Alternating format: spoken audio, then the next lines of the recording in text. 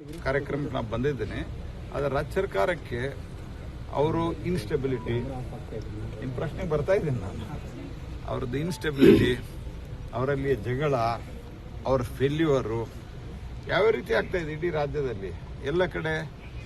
ದಾವಣಗೆರೆ ಪರಿಸ್ಥಿತಿ ನೀವೆಲ್ಲ ನೋಡಿದ್ರೆ ಅಂತ ನಾನು ಭಾವಿಸ್ತೇನೆ.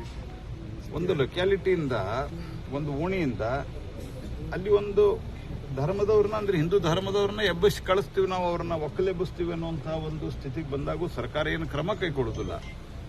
ಸೊ ಇದರದೆಲ್ಲ ಏನಂತಂದ್ರೆ ಫೇಲ್ಯೂರ್ ಆಫ್ ದಿ ಗೌರ್ಮೆಂಟು. ಇದನ್ನು ಮರೆಮಾಚಲಿಕ್ಕೆ ಮಾಡ್ತಾ ಇದ್ದಾರೆ. ಅವ್ರದ್ದೇನು ಡಿ ಕೆ ಶಿವಕುಮಾರ್ ಅವರು ಹೇಳಿದ್ದಾರೆ, ನಾನು ನವೆಂಬರ್ಗೆ ಮುಖ್ಯಮಂತ್ರಿ ಆಗಿ ಅಕ್ಟೋಬರ್ ನವೆಂಬರ್ಗೆ ಅಂತ. ಸೊ ಅದಕ್ಕೆ ಅವ್ರು ರಾಜಣ್ಣ ಅವರು ಹೇಳಿದ್ರು ಕ್ರಾಂತಿ ಆಗ್ತದೆ ಅಂತ ಹೇಳಿ. ಆ ಸೆಪ್ಟೆಂಬರ್ ಕ್ರಾಂತಿ ಈಗ ಸೆಪ್ಟೆಂಬರ್ ಮುಗಿತಾ ಬಂದಿದೆ.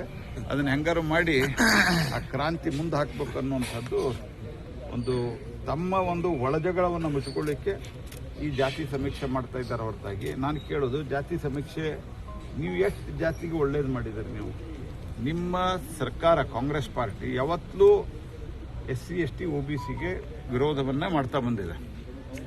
ನಿಮ್ಮ ಸರ್ಕಾರ, ನಿಮ್ಮ ನೇತಾರರು ಪಂಡಿತ್ ನೆಹರುವಿಂದ ಹಿಡ್ಕೊಂಡು ರಾಜೀವ್ ಗಾಂಧಿವರೆಗೆ ನೀವು SC ST OBC ರಿಸರ್ವೇಷನ್ ವಿರೋಧ ಮಾಡಿದ್ರೇ ಇಲ್ಲ?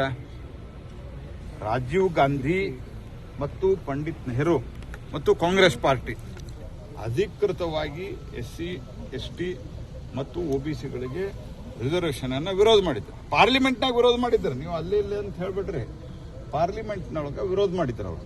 ಸೊ ಈಗ ಇವರು ಡ್ರಾಮಾ ನಡೆಸ್ಯಾರ ಸಿದ್ದರಾಮಯ್ಯನವರು. ಇದು ಸೋನಿಯಾ ಗಾಂಧಿ ಮೆಚ್ಚುವ ಕಡೆ ಕ್ಷಣ ಕ್ಷಣದ ಸುದ್ದಿಗಳಿಗಾಗಿ ಫ್ರೀಡಂ ಟಿವಿ ಸಬ್ಸ್ಕ್ರೈಬ್ ಮಾಡಿ, ಲೈಕ್ ಮಾಡಿ ಹಾಗೂ ಫಾಲೋ ಮಾಡಿ.